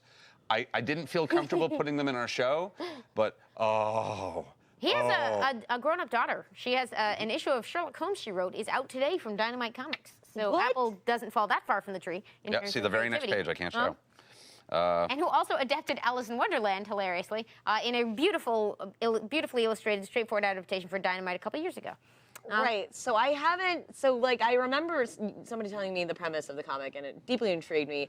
But then also, it is again difficult. It is difficult. All of them, basically, it's not that their fairy tale stories happen. It's that their fairy tale stories are sort of covered metaphor for like levels of either sexual abuse. Yes. There was definitely or like weird experience, and it's a very sexy book, and like one of my favorite conversations that happens in this book, and you can see it's an Alan Moore book, so everything is gorgeous.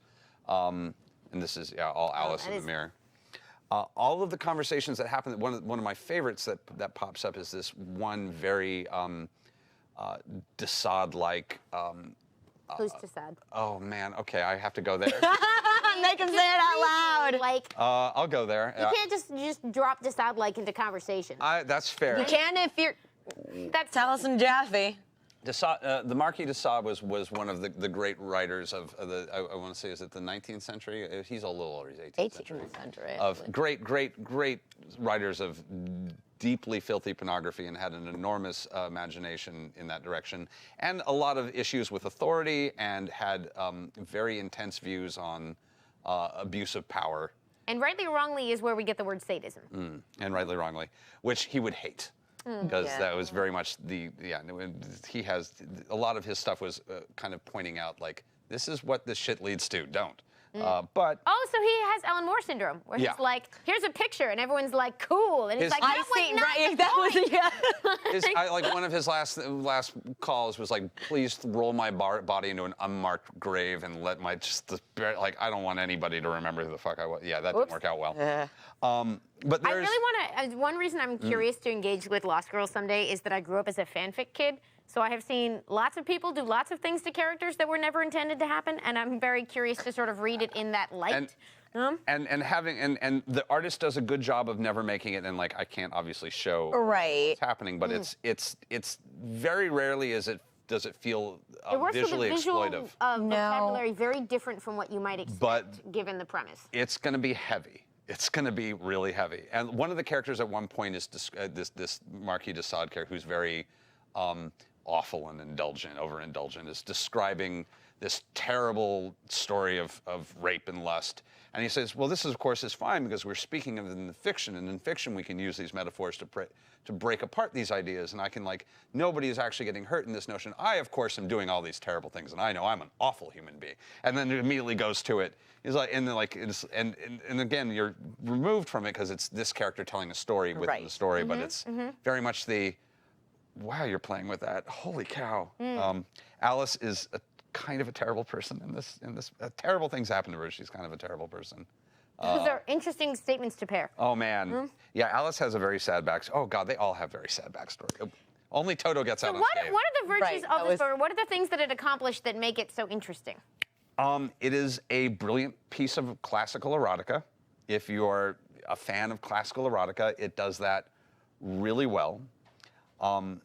It oddly paints all three women really, really well, and kind of, again, it's hard to quantify other than it creates a narrative for these women that is distressing and dark, but also very sexy and very titillating. But oh man, there's child abuse, there is murder, there's all going on in the middle of a war. The war is about to break out. Every possible caution attached to Every experience. But in the same way that, like, Watchmen makes me have great affection for characters whom I nevertheless do not forgive. Right.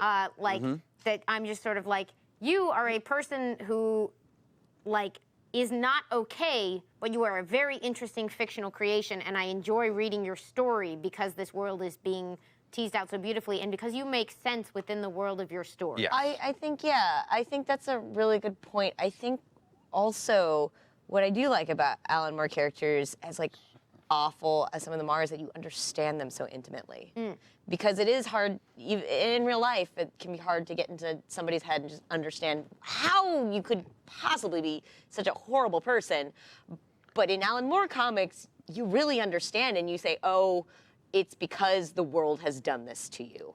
And that doesn't excuse it, but I understand. Yeah, they And turn. you responded in this way, and then Yeah. this happened, and it creates this plausible picture. A plausible picture, yes. Yeah. There's nothing I can show. It turns the Alice in Wonderland story into a metaphor for basically a young girl who's groomed by an older woman to just basically be a sex object, and is kind of courted through this really intense. It sounds negative really experience. sad. It is, and she in turn kind of becomes awful in that direction, and then Wendy ends up hanging out with homeless children in the park who are also being kind of sexually abused by an adult, and it's kind of the whole story of these homeless children who are just kind of the metaphor of the pirates and Captain Hook, and this is all just like these terrible like adults who are abusing these homeless children. There's that one. And then slightly less awful is kind of Dorothy, who's just sort of promiscuous American who's just kind of realizing that the conservative America that she came through was giving her a lot of shit about who she was, and she's just getting the fuck out, and is young and kind of not into that, and not having all of these a lot of puritanical energy that's thrust upon her. literally and figuratively. It's a lot. It's brilliant. It's beautiful. If the notion of reading like weird erotic art from the 18th and 19th century sounds exciting to you, you'll probably love it, and you'll know within like the first 20 pages if you're on board. But yeah, it's definitely a lot. It's a super long read again. He writes very, very long books. And it is beautiful. The art is beautiful. I think there's like the red leather bound I have copies. Like a 3-volume of that. set, Yeah, the right? 3-volume I used set. to have the 3-volume set. I loaned it out so many times, God only knows where it's ended up. It's probably been borrowed 30 times. That comic's life, though. Yeah, that comic is like I bought the expensive version. I knew it was going to be. Yep. I'd been looking forward to that. That is what book for- happens when you buy the giant volumes. Is I mean, Well, and they're like- comics. In my opinion, comics are meant to be shared and loved. And, Yeah. And treasured. God knows where it is. You know, Wherever it is, and it's yeah, happy.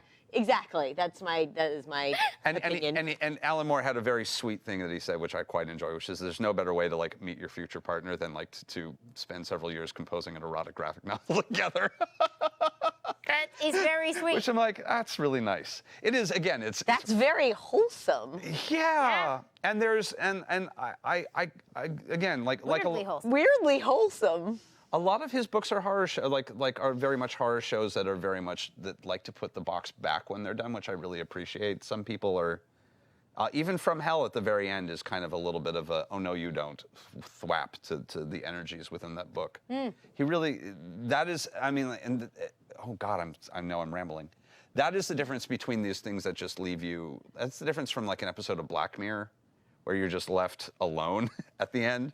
So basically, like Not all a of them. hope Yeah. off between Dark Warren Ellis and Dark Alan Moore, where you're like, which kinds of despair am I left with, and why? Right. What do I believe about the future as a result of these things?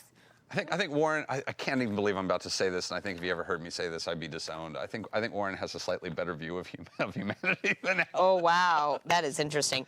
Yeah, actually, speaking of endings. Oh, man, are we did you gonna- want to bring it up? Did we ever talk about this? So Yes, you guys can check in with us on whether we discussed this, but there's Did an we? interesting controversy because we didn't go deep into this one last time. I don't. no, think. we did. Okay, so Killing Joke is one of the landmark Batman stories. This is the God one. rest its soul.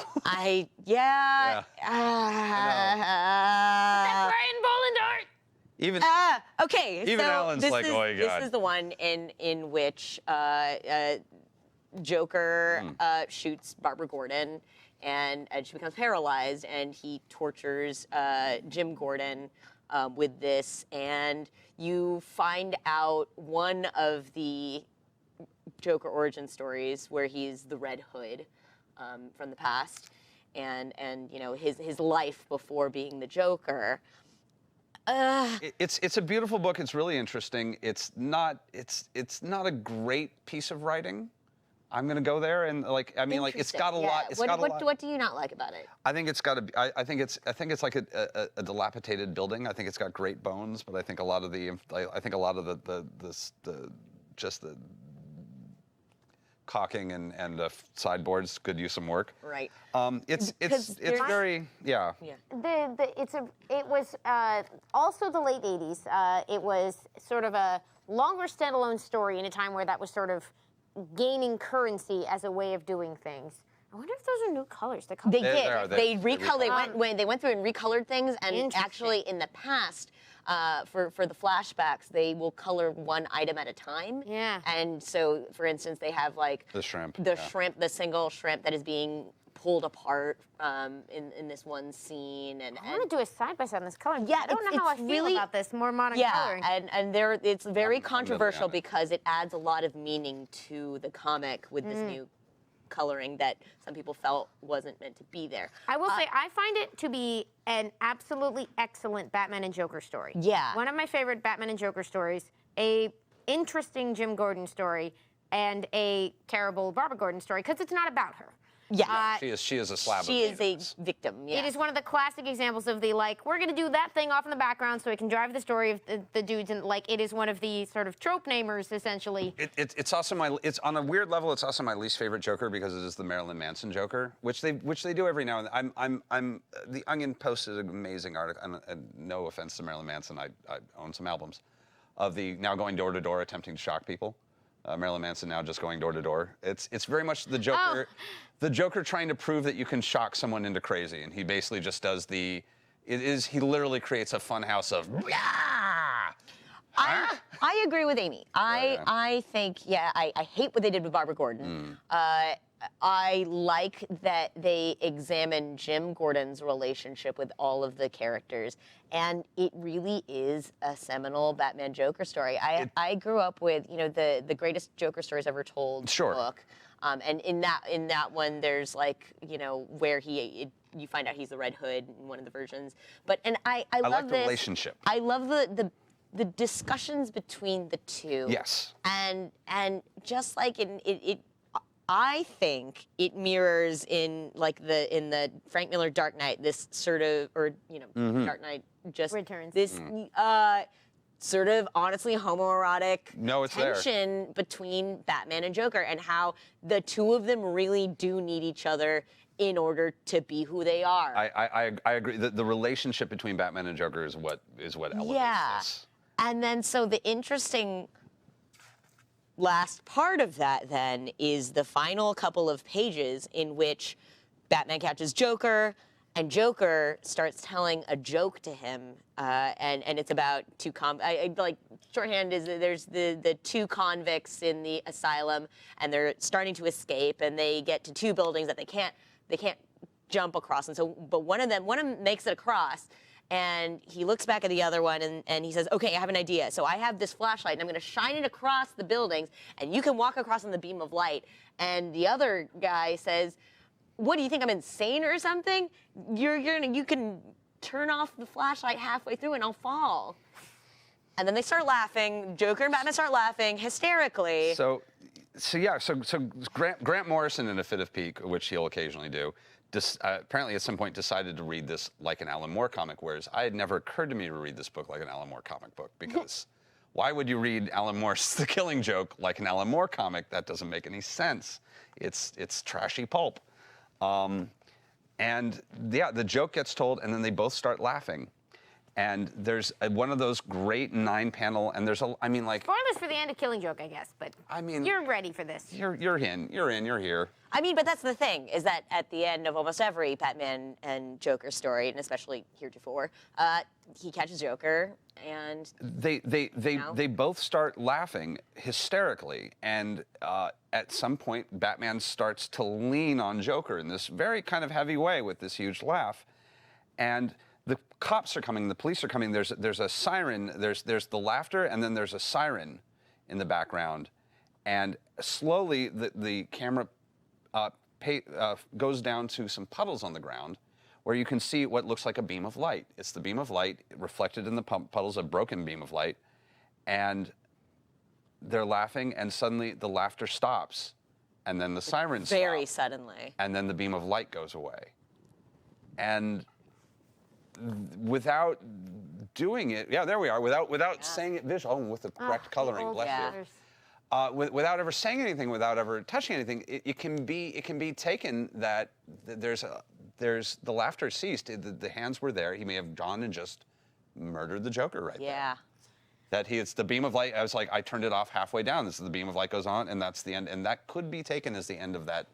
And they've really already sort of established, as I said, in the relationship in this comic of them being two crazy people that need each other and are escaping from this asylum together. And then I think he kills them. I like the ambiguity. I think that like with Alan Moore comics, that it is supposed to be left up to the reader's interpretation. I think that it is definitely in there that he could have killed him. I think it's a really fun theory. I don't tend to subscribe to it, but seeing it though. It's definitely plausible. I think it's definitely intentional. At least it's intentionally put in there. You're meant to think about that and that beam of light and the laughter stopping. I also and them being inmates together. I don't think this was supposed to be canonical either. I think. It was intended to be out of continuity. Yeah. It was such a hit and so well received that it became continuity. Later writers John Ostrander and Kim Yale picked Barbara up from and it's not just that a bad thing happens to her. It's that they were sort of They were like, the worst Man. thing that could happen to Jim is you hurt his daughter. And it's like, well, okay, that's the worst thing that could happen to her. That's okay, fine. Yeah. But it does make for an interesting background, and later writers did interesting stuff with that material. And I now going back, I'm kind of wondering. Like, I was just looking at the Jim Gordon torture sequence, and I'm kind of wondering if even it was intentionally Baroque, if it was intentionally designed to just be almost like it's just so camp. It's just so camp, and I'm like, maybe that was intentional. Maybe I think it is, because all of this to me is references to Joker, the character, his past. Sure. So, you know, just the fact that he's the Red Hood, and I mean, there's a lot of like the Funhouse stuff from like the earlier comics, and all of this is kind of him reminding Batman of their past, or Alan Moore reminding everybody of their past. There's a lot. I'm finding new things. Literally looking at it, I'm finding new things. Yeah. I'm like, oh no, I'm finding new Panel of symmetries. Rain Why might is there be, new symmetries? No. This is the problem with reading Alan Moore, is you fall down a rabbit hole and then you go fetal. And then of course, you wonder about the title of The Killing Joke, although when you look it up, apparently that was a band. It is a band, but like, that's not why you name a book, you know. But is there ever only one reason for anything? No, and there's always, and like, there's plenty of comic books named after songs and bands, but there's never the reason they're named that. They're named that because it means something. Even Grant Morrison's Professor Pig, which is from a song, a Momus song that I'm a fan of. It's not that he just picked a song he liked. There's something there. It's a lot. It is both one of my least favorite things that Alan Moore has done, and absolutely worth dissecting. Right, and you said he himself does not care for it. No, he's also my favorite take, and I probably again said this in the last episode. He was working in a tannery. I probably said slaughterhouse, but he was working in a tannery trying to get his writing career up, and I think he just finally was like, well, I'm either just going to go wholehearted into writing, or like, I can't do this for the rest of my life, so it's just I end it or I do this, because this is not a life. And I think that mindset has kind of pervaded his reality of like, I'm going to do it this way or not at all. And he's very much a person of I do it this way or not at all. And I can't really fault a man for having a set of principles. And he is a grumpy man, but he is not often wrong. He's just very grumpy about it. No, all Bullen the did his time. own colors. Now we need to read this new version is his actual Right, colors. exactly. And I had not realized and that's the thing is, he says this is what I had in mind, and so like for the flashback sequences. Okay, yeah, no, I don't know. You're gonna do this. Yeah, You're gonna make me read it again. It's really interesting. And I think also there is included another story in this volume at the end of it, which is like also very disturbing. I think it's like about a vlogger. I think that Brian Boland did. It's yeah. a lot. And again, this also informed. It's included in this? Yes. I think I actually have this version of it at home. Yeah, It's impossible not to own. There's certain books it's impossible not to own, no matter how you feel about them. Yeah, I don't know why. It is a beautiful book too. Also, I know I never ended up seeing the DC animated film version of this. I haven't seen it. Don't. Yeah. In that, and I am so. Well, I would like to know why. This is a legitimate question. Yeah. Why they had Barbara and I don't Bruce know. have I don't know. a relationship? It's just weird. It's just. I mean, weird. I'm curious because I didn't actually see it, so I don't have context for it. But as far as I'm concerned, That's in weird. all Batman canon, they have had a, sort of Parental. father-daughter mentor relationship. There's a generation gap there. It may not be Yeah. a large one, but Yeah. It's an emotional generation gap, which is almost Yeah. worse because Yeah, they're yeah, yeah. fictional. They don't actually have ages. They just have relationships. And Right. It's like, why are you bending that? Oh God, that's not split. It's like trying to do the splits when you can't do it. I just I'm no. very curious about that, and especially in light of how she's treated throughout the rest of I have a story. thing to send at you later. that Oh, you'll enjoy. interesting. I mean, God, it's so hard not to talk. I'm like, and there's so many. Oh God, I had such a wonderful list of other things I wanted to talk about too. Oh, for other Alan Moore things. Well, and there's also you somebody- could just somebody- deep dives on any one of his comics and just. Oh, this is the best compliment I think anyone has ever given. So sorry, Brian Boland writes the afterword to this, and he goes, let's see, The Killing Joke was not a project instigated by Allen, nor was it, as far as I know, a labor of love for him. And it doesn't usually appear in a list of his greatest works. I would say that it actually quite frequently does, but most iconic generally. Absolutely. I was glad he agreed to write it, though. At the time, we'd known each other for quite a while and narrowly missed working together a couple of times. In a peculiar form of homage to him, I haven't drawn a comic book story written by any other writer in the last 22 years. When you've worked with the best, anything else would seem like a backward step. Ooh. Wow. He goes, the strip for The Killing Joke praise. was very good, but I must admit I had to grit my teeth a couple times during the drawing of it. I, for instance, would never have chosen to reveal a Joker origin. I think of this as just one of a number of possible origin stories manifesting itself in the Joker's fevered brain. Also, I wouldn't have done such terrible harm to poor Barbara. And then he goes, people seem to find the last page of the story ambiguous, so before I conclude this text, remind me to reveal what actually happened. And then just like cuts off. At the end, he goes, speaking of which, it's time I revealed what really happened at the end of The Killing Joke. As our protagonist stood there in the rain, laughing at the final joke, the police lights reflecting in the pools of filthy water underfoot, the Batman's hand reached out, and 6 dots. Brian Boland. 6 dots. That's a very Thanks, pregnant Brian pause. Boland. Thank you. That's everything I wanted. That's everything I wanted.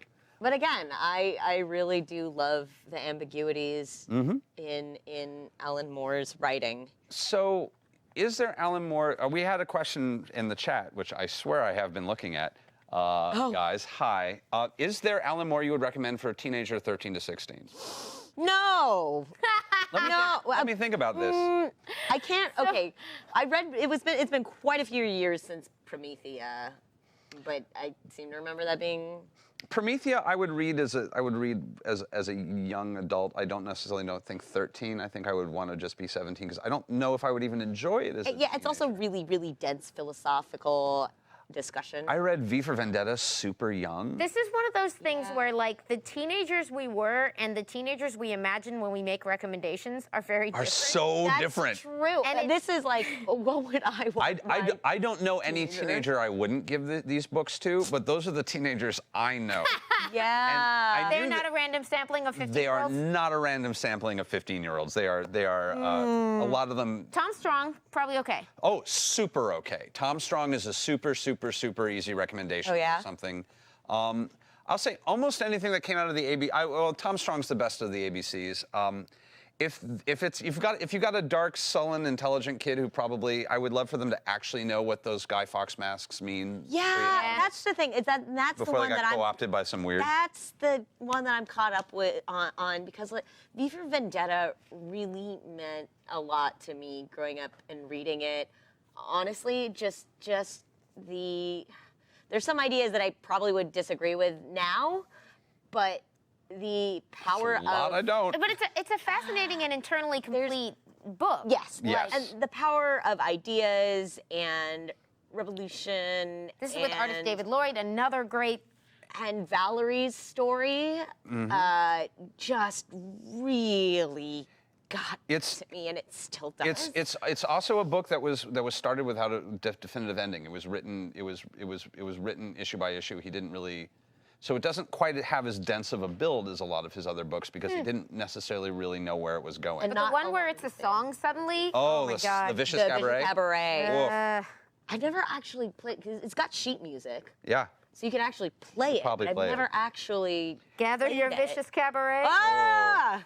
Oh God! And again, there's a lot of examples of the juxtaposition of text with seemingly disconnected visuals in V for Vendetta that is really quite striking. It is such a. People gathered around the fire with the Les Mis poster on the back because it's the 80s. God!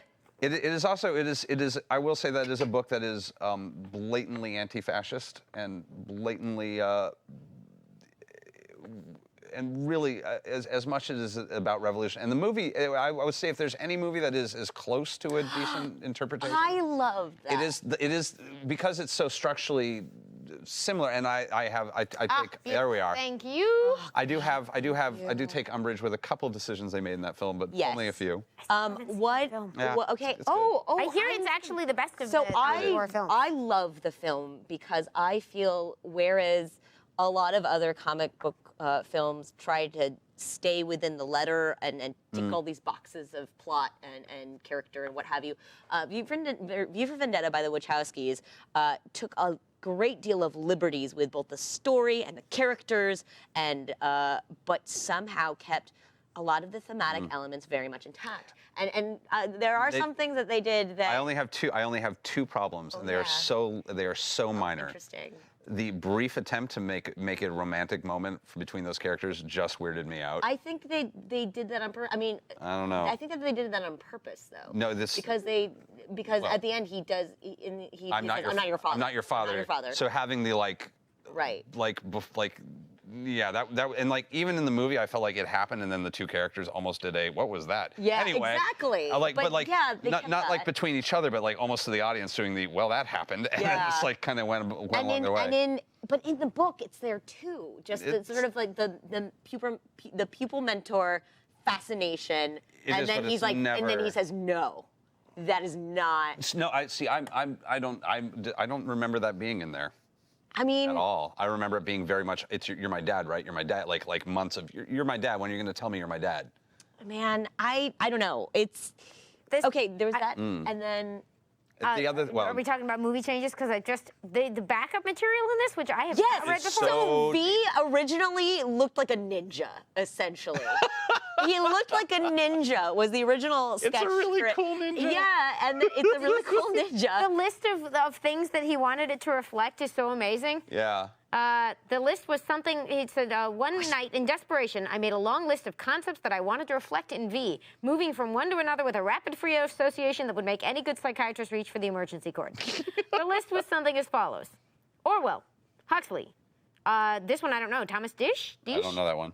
Judge Dredd. Harlan Ellison's Repent Harlequin, said the TikTok man. Catman and Prowler in the City at the Edge of the World by the same author. Vincent Price's Dr. Phoebes and Theater of Blood. David Bowie, The Shadow. Night Raven, Batman, Fahrenheit 451, The Writings of the New World School of Science Fiction, Max Ernst's painting Europe After the Rains, Thomas Pynchon, The Atmosphere British Second World War films, The Prisoner, Robin Hood, Dick Turpin. There were some elements in all of these that I could use, but try as I might, I couldn't come up with a coherent whole from such disjointed parts. I love this. Turns out it worked out okay. Yeah. Also, so V his original design was like a ninja-like, and then he's like, no, I want it to reflect sort of this very British sensibility to it, and the theatricality. And there's nothing more than a Guy Fawkes mask. And also, it was not near Guy Fawkes Day, so he had to just kind of draw it from memory. David Lloyd, who is the illustrator, I wish that I brought it. I just recently found it. I met him at Comic-Con.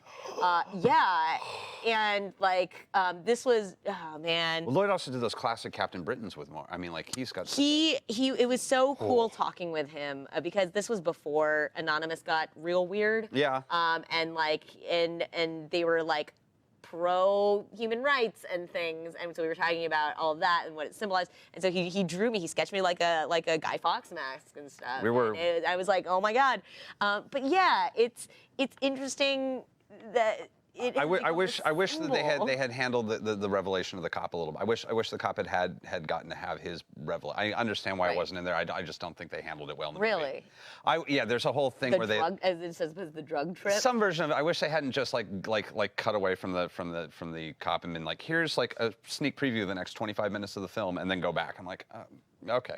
But that those are so minor. I really loved the film, and I feel like it retains the integrity of the thematic elements in a very theatrical way, which I feel that V would have appreciated. Oh yeah, and for all my bitching, I will say eventually at some point on this show we're going to talk about this Wachowski Speed Racer movie, and you're going to hear me gush. Oh my like God! Invite me back. I love the Wachowskis. I told Same. them. I met them, and I told them. You met them? Yes. I was at a screening of Cloud Atlas, and they were talking about how they love like high art and pulp and Speed Racer. And I was like, I loved Speed Racer. It was. Yeah, it's great. A faithful adaptation of anime. For those wondering, it is a great movie. It is so great. You should rent it. Surprisingly So great. And like the ending theme, the best. So good. The best. So good. But yeah, Still holds so for V for Vendetta, 13 to 16-year-old, or is it a little much? I think I was in like my mid to late teens when I read it. I think you could do this in high school. Yeah, your mileage. You write like you might want a reading guide. You might want a parent to talk to.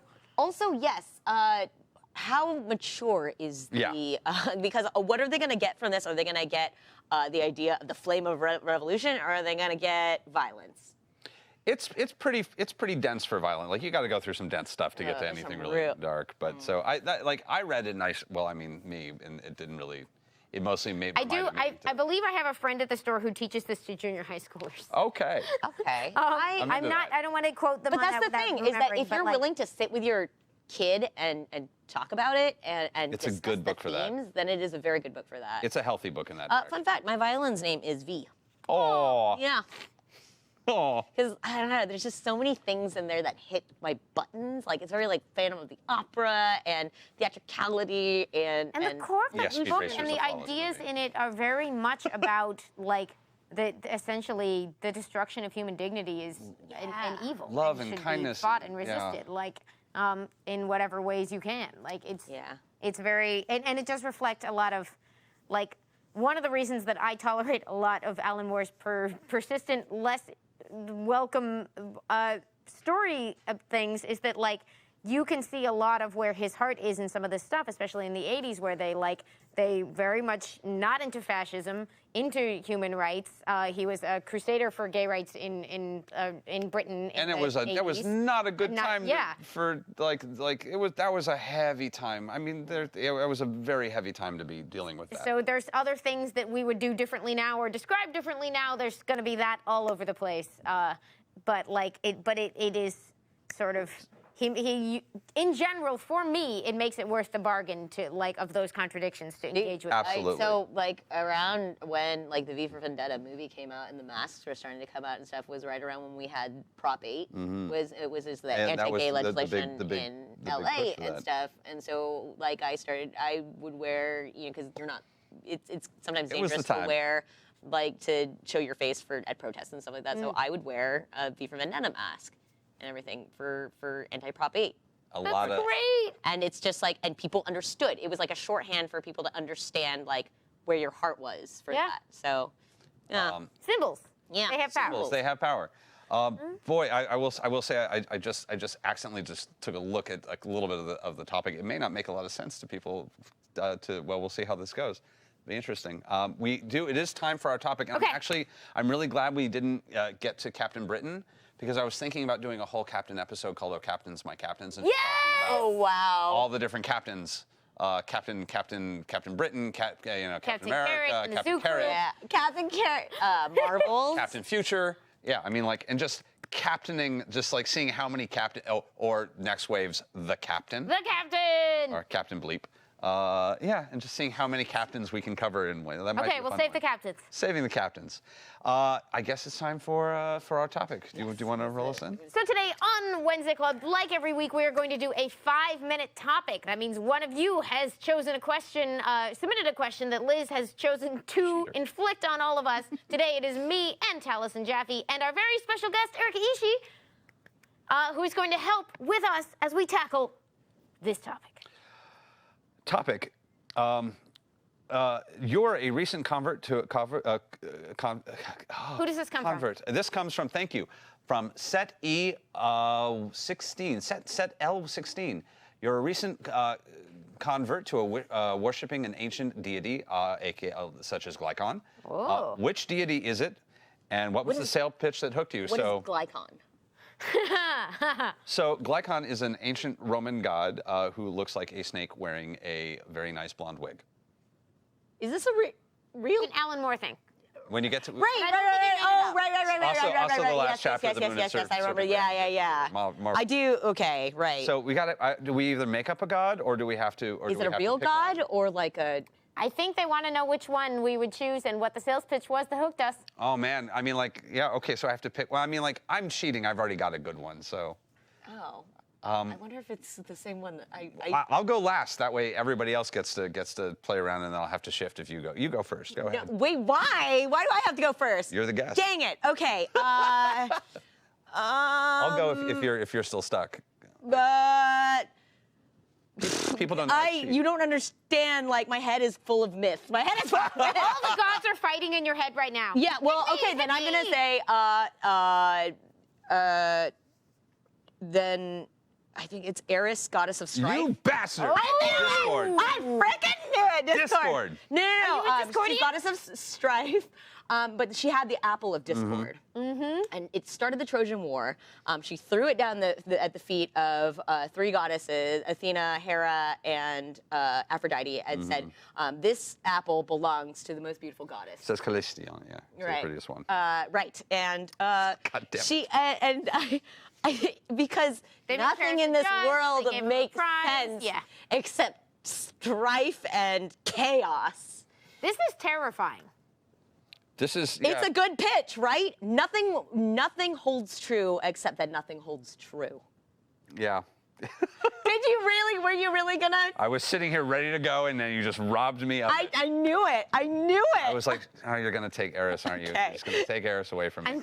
Would you like to add to that? Okay, let's pretend that we went door to door and we found Amy, and we're like, "Have you heard about Eris, goddess of I've heard strife?" the good word of Eris, goddess of strife. Yeah. Oh God, I'm trying to remember anything from my oh God, what are the it's been too long. She wasn't invited to a party, and so she, broke up that party and pointed out that, parties are BS, man. Yeah, True. it's the she ultimate brought snub. down the entire Greek pantheon. That was what it was. It was the original snub. Is Yeah. what they would call it. Yeah, she was a victim of the original snub.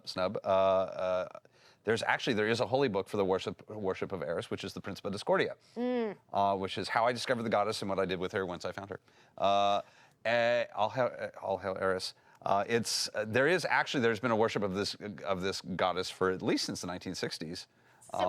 Probably my real answer would be that I would end up reestablishing the cult of Athena in some way. You would. I You were totally like a priestess of Athena. Not too much with the science of warfare, which is a huge part of it, but the general sort of burst out of the head, denying all conventional stories of origin, and just the principle of wisdom and strength would probably be the thing. And the sales pitch would be wait, whatever gifts she's bestowing are worth having, as they generally are. But I think an interesting outside pick would be to sort of be what would be your modern day pitch for Zoroaster?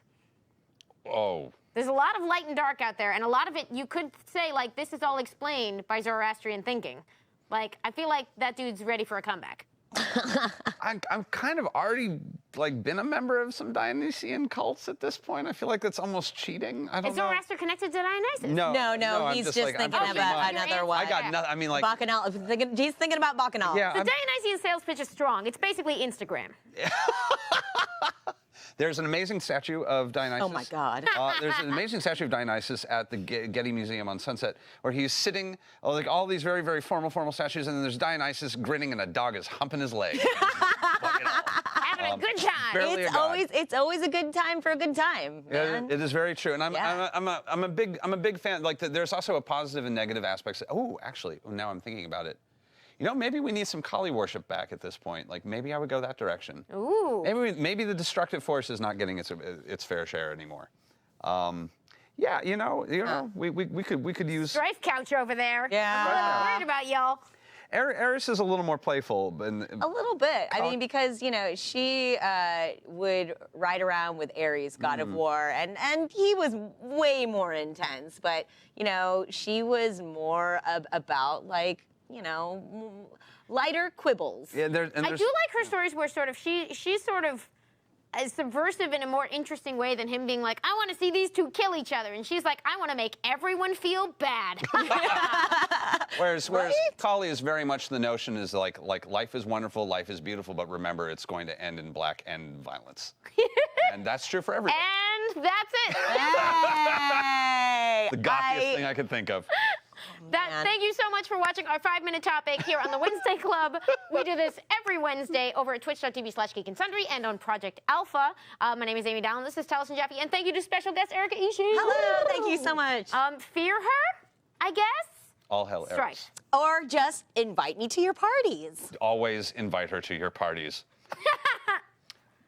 So, with that, We should talk about the Discordian novel. I'm going to have yeah. to find my copy of The Principe of Discordia. I can remember pages of it, but like not any of like the weirdly. All I remember is one corner that says "Lick here, you might be one of the lucky 23." Or 27. So there's a lot. We'll get into Discordianism. It's interesting. We are running low out of time, so one of the first things that we should do before we go is thank our very special, the fourth very special guest of this, which is Comixology! Guys, thank you so much for making this show possible, and thank you for letting us sit here and vaguely pitch violence and weird porn that is available on your website. It might not be. Not Some quite. of it is. It's It's not erotic like as weird hell. porn. I love it. It's so great. Please do check out the Comixology originals. They are available right now. We will be spotlighting a different one every week this month. And you. they are doing a ton of cool experiments with the future of comics and getting them into your brains. And we're really excited to see how that all unfolds. It's such a great way to read comics, and it's such a great way to save space in your room, which is also what I've really done. But although you can apparently get them in print now, too, I love the future. With that, I'm just going to check to see if anybody, like, there's been... Is there any Alan Moore stuff that we didn't get? We'll just keep revisiting this every mean, 6 there's months a never until ending- we No, like. we talked over some of the ones. Oh, Swamp Thing. There was a ton of Swamp Thing. So, but that's okay. We've covered, Just we've read it. covered Swamp Thing. Just read it. You talked about Swamp Thing. So, yeah. And there was a call for Dr. Manhattan versus Franklin Richards, and that's a tough call. Whoa. Franklin Richards is Mr. Fantastic. Right, Or Mr. but- Fantastic's son. Their son, who has a sort of different form of, like, his reality-altering powers could be interpreted as sort of omnipotence in a different direction my and nerd taken content. in a very different way. What I'd like to think is that, like, the initial answer would be, like, whose powers would overwhelm whom? But I would be more fascinated just to watch Dr. Manhattan deal with a child. I'm of the opinion two omnipotent creatures meeting for the first time would have absolutely no interest in attempting any kind of conflict, because what is the point of finding the one thing that isn't you and then fighting with it? Yeah, also, I mean, like, we saw Dr. Manhattan really did not give a care at all. No. But He had to be convinced to. But he wants, like, his journey with regard to humanity and what he chooses to In value the end, is a core part of the book, and the idea of confronting him with sort of like an innocent child, like, and seeing how they process each other, I'd love. Weirdly, I was thinking of the adult Franklin Richards in my head. Thank you for rewriting that, because I was thinking of Franklin Richards riding a giant Galactus Yes. and being like, that Franklin. Boy, we got to do a But see, Fantastic that's the Four thing. soon. Dr. Manhattan could see that one at the same time that he was seeing the child. That's fair. Because it's all, oh man. God characters, man. What are you going to do with them? Thank you for that excellent question. Thank you so much for watching this week. Thank you so much for visiting us, Erika Ishii. And you're sticking around, aren't you? I am. I'm going to be Whitney Moore on Weave later on this evening. So please join me for that. Also on Friday, Taliesin and I have our show Gather Your Party, 9 to 11 p.m. And this week we are doing Gather Your Sci-Fi. We're doing a sci-fi. We're doing a Science Fiction Friday. Science fiction, It's gonna be fun. I was going to I get... thought you were going to eat delicious fried food and talk about science fiction. That too. Yeah, do you want to come? That sounds great. I still have some Oreos in the car. We can. Oh, let's do Oreos. They are fried. Deep fried Oreos. And next